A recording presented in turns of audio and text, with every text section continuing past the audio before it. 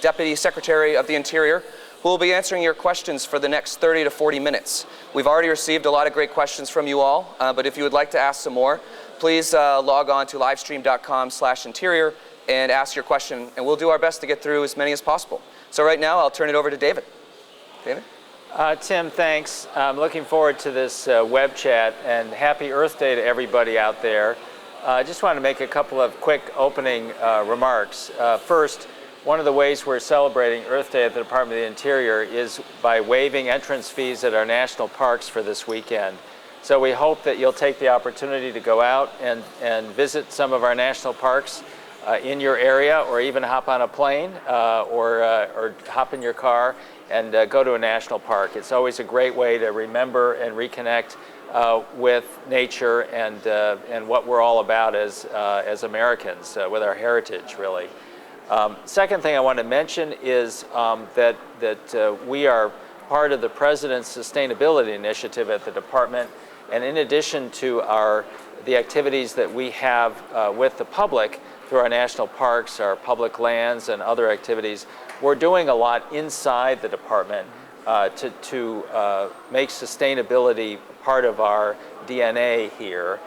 We are reducing our greenhouse gas emissions by 20% by 2020. We're reducing our water emissions as a department. We're a big, sprawling department with 70,000 employees and something like literally 165,000 structures. We're trying to make them more energy efficient. We've been spending a lot of our stimulus money, our Recovery Act money, on new visitor centers that are green and energy sustainable. So across the board, we're working on meeting sustainability goals, and periodically we have information on our website about that, and we hope you'll consult it. But Tim, I'd love to hear what folks are wanting to know about our programs on this Earth Day, and let's just jump into it. Great, let's get right into it. But right before we do, I just want to let everyone know for the fee-free day information, they can go to nps.gov to find out more information on that. Right. And now we'll jump into the first question that comes from Alex. And the question is, what are the plans to develop renewable energy on public lands? Well, that's a good question. This has been a big initiative of Secretary Salazar and mine and the whole department's, growing off of the President's commitment that we move to a clean energy economy.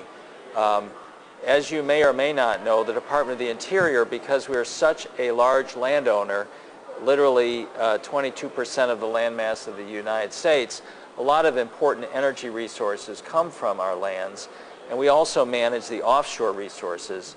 Traditionally, that's been oil and gas and conventional energy. We have really looked to supplement that with major new renewable energy capabilities.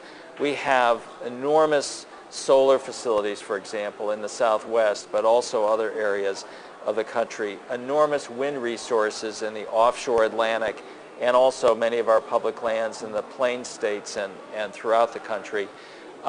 And we've had a concerted effort to develop these resources. By way of example, in the last quarter of last year, we permitted 4,000 megawatts of new renewable energy on our public lands.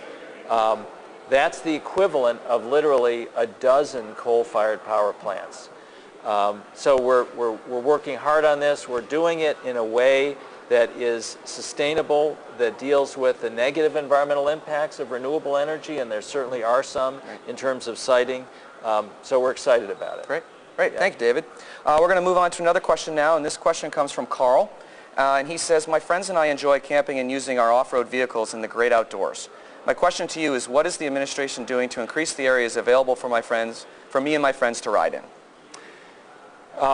It's great for Carl and his friends to be enjoying our public lands, using their off-road vehicles. We promote it, and certainly there's some areas that have a wonderful history of off-road vehicle use. In fact, Secretary Salazar, maybe 3 weeks ago or a month ago, was in Imperial County, California, where there's an enormous playground for off-road vehicles. What we have found, though, is we need to balance that with the folks who want the hiking experience and other uses of our public lands. What we're doing is the Bureau of Land Management, which is the primary landowner for our largest set of public lands, is developing transportation plans and use management plans that help define the best areas for the off-road vehicles and the best areas for not off-road vehicles.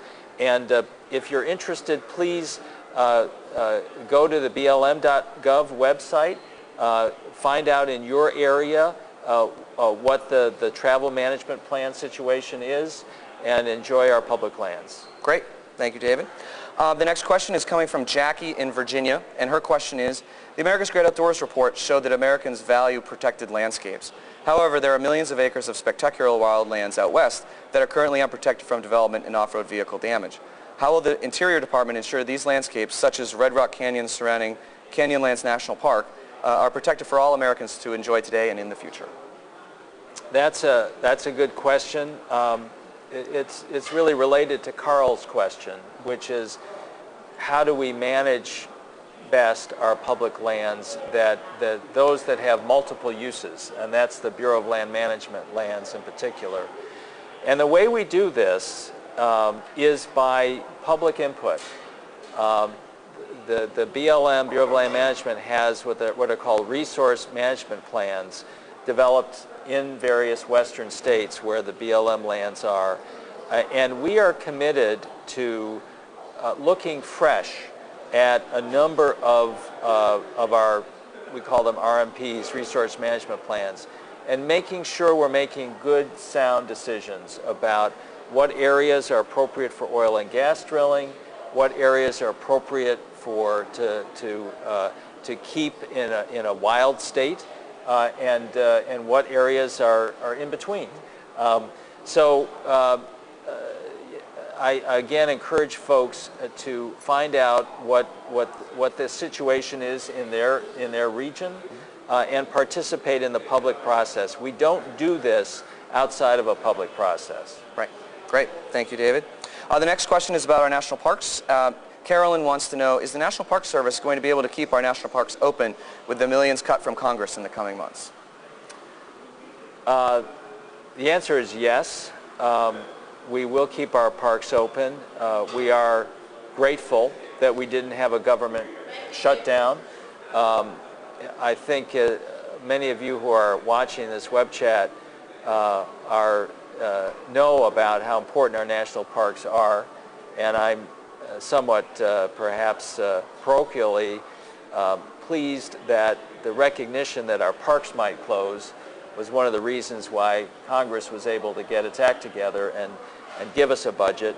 The budget is diminished, and per that point, we are looking at a fiscally constrained situation here.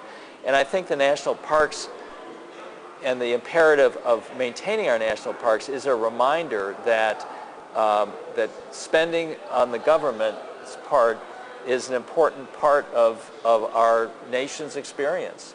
And we have got to come to a situation where we are fiscally prudent, yes, but also that where we invest in our parks and in our other public lands and in our governmental responsibilities more generally. I'm hoping that Congress, as they now look to the next year's budget, will keep that in mind. Right. We're going to move on to another question about the parks. Jimmy from Washington State asks, in reviewing maps of national parks in Washington State, it appears there have been logging in Olympia National Park and Tatosh Wilderness Area. Do you know of any logging in our national parks, reserves, or wilderness areas? If there has been, why? My understanding is that many years ago there was some logging in Olympic National Park. I can assure you there's no logging today, and logging is not permitted across the board in our national parks. Our public lands come in all shapes and sizes, and some of our public lands came with some legacy in holdings and practices that were grandfathered basically. Mm-hmm. But as a general matter, our national parks in particular do not engage in that sort of commercial activity. Great. Thank you, David. The next question comes from Susan, and she asks, my boyfriend and I are in our 50s. We want to be good visitors to Yosemite. Will we leave a smaller footprint as regular campers with our own things, or as Curry Village tent campers? Well, that's a good question. I was just noticing the Washington Post had an article this morning about how difficult it is for those of us who worry about our footprint on the environment, how difficult it is sometimes to judge what's the best way to leave the smallest footprint. Right. I would say generally that our concessionaires in our national parks, including the folks who run Yosemite, are very environmentally sensitive. And I can't give a precise answer to the question, but I suspect if someone is most concerned about that, packing in your own stuff and being sensitive to energy use and the materials you're using is probably the best way to go. But I think you can rest your head in our hotels and our national parks knowing that our concessionaires are worried about sustainability also. Yeah. Well, and it's actually a good point to bring this up that we're sitting in the Bison Bistro right now where there are a lot of things that we're doing with sustainability here, as well as getting most of our food from local farms. Yes. Most of it is organic, and we also have a very aggressive recycling and composting program here. So just want to let everybody out there know that we're doing our part here as well. Right. So, and now we're going to move on to another question from Wendy in California, who asks, what is being done to monitor the chemicals used in fracking? That's a very topical question that Wendy is asking. There's a lot of concern, as you know, about the procedure called hydraulic fracking, which is used to help free up gas, natural gas typically, that is being developed in our country from shales. Some of that is occurring on our public lands, so we have a role in this, and the Bureau of Land Management, for example, has some fracking issues that are going on. What we are doing at the Interior Department is actively considering whether we should require companies that engage in this hydraulic fracking on our public lands to disclose all the materials that they are using in their processes. Ken Salazar actually has publicly indicated his personal view that should be required. Literally the night before last in Bismarck, North Dakota, we had a public meeting that addressed this subject. We have public meetings going on in Arkansas and Colorado this week. So stay tuned on that, but it's something that we're very interested and concerned about. We want to make sure that, as all of you do, I'm sure, that any oil and gas drilling activity, including hydraulic fracturing, is done safely. Right. Thank you. The next question is from Yvonne, and it's another national park question. And do you plan to drill for oil and gas in our national parks? And if so, how will this affect our wildlife? No. No. We will not be drilling for oil and gas in our national parks. There are some national preserves where there's some legacy activities, but very minimal.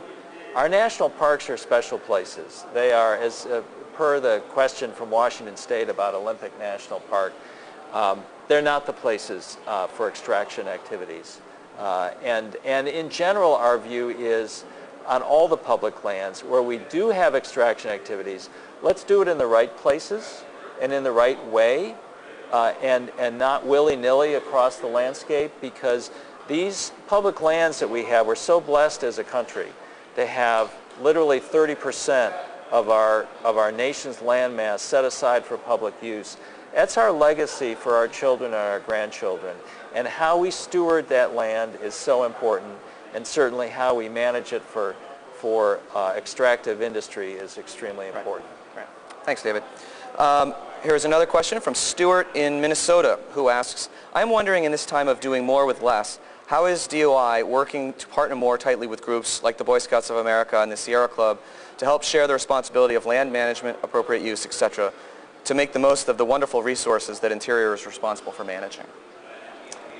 Stuart, you ask a great question.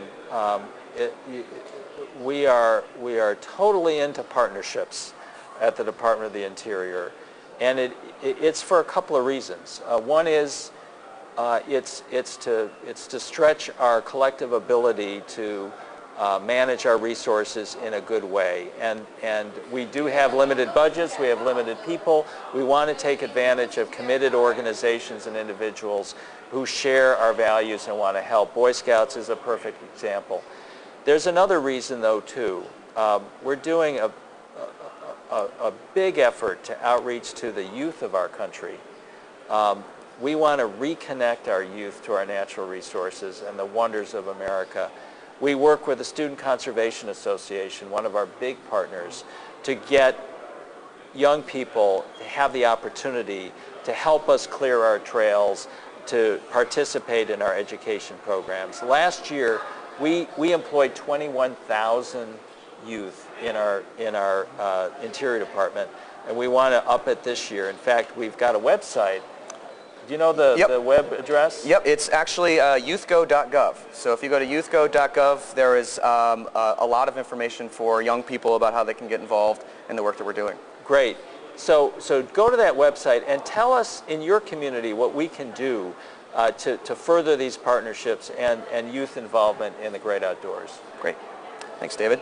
The next one is an issue that has had a lot of publicity lately, and it's around the wolves out west. And the question is from Josh in Oregon, who asks, Dear Mr. Hayes, now that the gray wolves in the Rockies are delisted from the Endangered Species Act, what will the Department of the Interior do to ensure that species population isn't reduced so drastically that it would have to be relisted again in the future? Good question, Josh. And just for everyone's basic edification here, the wolf recovery story is a real success story of the Endangered Species Act. Wolves were completely eradicated in the Intermountain West until they were reintroduced by Bruce Babbitt in the mid-90s, and they have taken hold and prospered to the extent that today they are no longer qualified for protection under the Endangered Species List. So they are going to come off the list in Montana and Idaho, but we are making sure that they don't fall back on the list. And the Endangered Species Act requires that for 5 years after delisting, our Fish and Wildlife Service monitor what's going on with those populations. We're going to be doing that actively. We are engaged with the states of Montana and Idaho as they implement plans to ensure that to the extent that those populations are affected, they are not being hurt to get back into danger in terms of the Endangered Species Act. So we're staying on the job. It's a very important priority for us. Great. Thanks, David. Now we're going to turn to, we have a question from Twitter. And for all of you out there, if you are interested in following us on Twitter, it's just @Interior. And you can send us notes there, or tweets at any time, and we do our best to answer those as well. So this question is, what are some of the things your agency is doing to help protect endangered species from climate change? That's a good question. Climate change is affecting wildlife. No question about it. First thing we're doing is we're helping to get good science to this issue, to understand what climate change is doing to species, how it's affecting the ranges of species. We're seeing some impacts of many species. Bears, for example, are coming out of hibernation earlier, going into hibernation later, interfering with some hunting seasons, and all sorts of changes. Migratory bird patterns are changing, and timing is changing, affecting hunting season, nesting, etc. So what we're doing is trying to bring science to understand what's going on, and then we have a very innovative effort at the local level to have a dialogue with interested communities about whether lands need to be protected because of changes in wildlife migration patterns, that sort of thing. We call it the Landscape Conservation Cooperative Effort. And if you go to our website, our Fish and Wildlife Service website, fws.gov, you'll get information about both the science element and the Landscape Conservation Cooperative element of this as we try to adapt to climate change. Great. Yeah. Well, it looks like we have time for one more question here. And just for everybody to know, we've received a lot of questions and we plan on doing a few more of these chats in the future. So if your question was not asked, we hope to do so in the next couple weeks. So for the final one, this is a question from Tom in Virginia, and he asks, as a sportsman, I want to see that large-scale solar development doesn't adversely affect hunting and fishing, water supplies, and our way of life. Will you or Secretary Salazar be meeting with sportsmen to talk about the importance of protecting our heritage by putting new projects only in areas zoned to avoid sensitive wildlife habitat?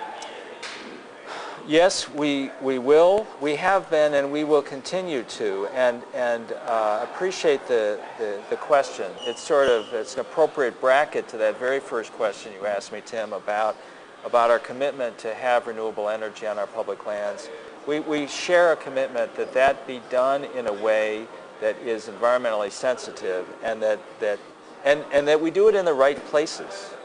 And in that regard, we're actually in the midst of developing sort of a landscape level approach to decide where are the best places for future solar projects, and how do we encourage industry to site in those areas and not in other areas, so that we can be sensitive to the sportsman's interests, to those concerned about view sheds, to wildlife, whether it be hunted wildlife or endangered wildlife like desert tortoises.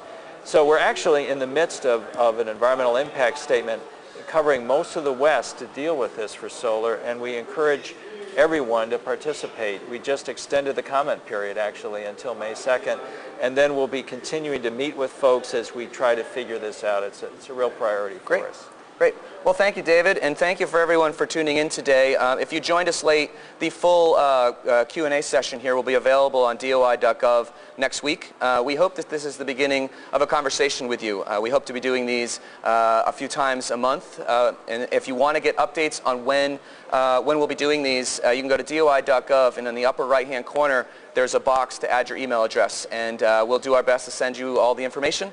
And in the meantime, if you have questions for us, you can email us at newmedia@ios.doi.gov, and we'll do our best to get back to you. So on behalf of David and the Department of the Interior, we want to thank you for watching today. Happy Earth Day, and we will see you soon. Thank you. Thanks a lot.